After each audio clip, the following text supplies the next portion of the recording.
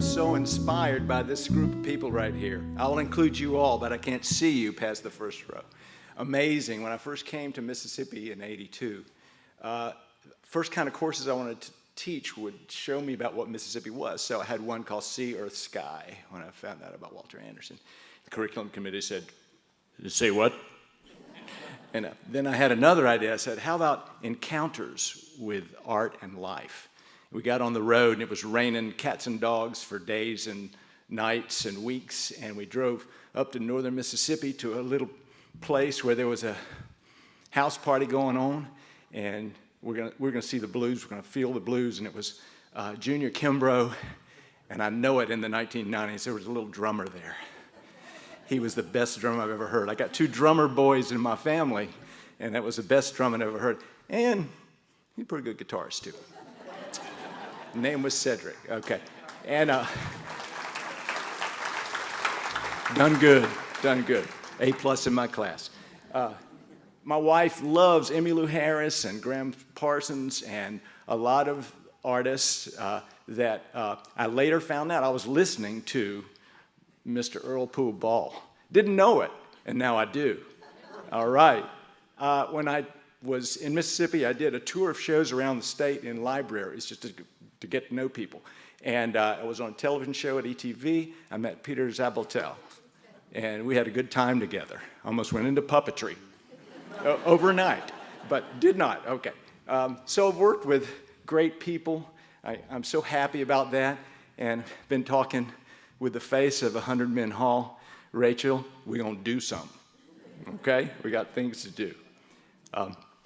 All right, I want to thank the governor and the First Lady, certainly, and David Lewis and his amazing group of staff and commissioners, to my shining, dancing wife, and to our two smarter than we are boys, drummers, and to my dad, who I just heard from. He'll be 99 soon.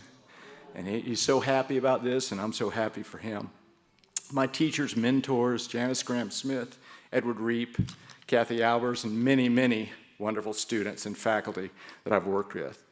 And I'm still teaching Encounters with Life and Art. Not at any institution, but in this universe, I'm teaching that. So my week started with, Debbie said, go outside and listen to the flowers. I said, what? She said, yeah, go outside and listen to the flowers. And I listened because I knew that it was something that I should do. And I closed my eyes, coming out of the freeze into this strange, warm, fake spring, the first one of several.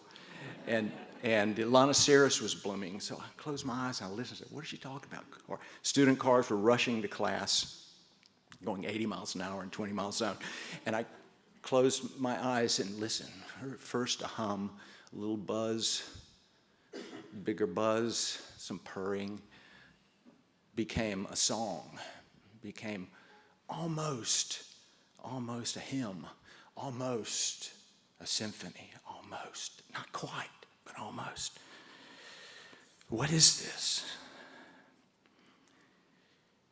It's almost music. At the back of our brains, there is a forgotten burst of astonishment at our own existence. The object of the artistic and spiritual life, said G.K. Chesterton, is to dig for this submerged sunrise of wonder. I had a dream, or rather I say I woke up about 50 years ago. And when I woke up, I'd had trouble in my life, and I went to the window to open up the shade, and I realized as I opened the shade, light coming through was beautiful. Light coming through was warm. Something else, the light coming through, I'm telling you, loved me. It was golden. Vincent van Gogh said, I'm going to paint everything with fine gold. He said, till everything is almost smiling, said Vincent van Gogh. Opened that window, and then I closed it. I said, you know what, it's cold, and I don't feel anymore. Then I woke up. It was just a dream. I went to my window, opened up the window, then, A little bit, maybe. Okay. If you are quiet and you take a deep breath, you might just hear what Mississippi musicians hear, what the writers uncover, what the artist sees. Yes, we are the storytellers, but we are also the story listeners. There was a nature show on television my wife and I were watching. We turned the volume off, put it on closed captions. A waterfall was showing. Closed captions came up and said, "Music." I said, "Yeah, now we're getting somewhere." Then came a rain. Rain came up. Closed captions said, "Applause." Yeah, now we're getting somewhere. Strange thing what art is. Almost art. I've tried to make the music visible. It is there. The stories are told in your bones, deep below, through your family, through your brothers and sisters. Almost is where the artist lives and breathes and has his being, digging for the gold, that submerged sunrise. In one of the last letters that my teacher, my great teacher, Edward Reed, wrote to me, he wrote this to me. He said, "My God, there are so many undreamed patterns in a small petal, and all is now in bloom." Thank you.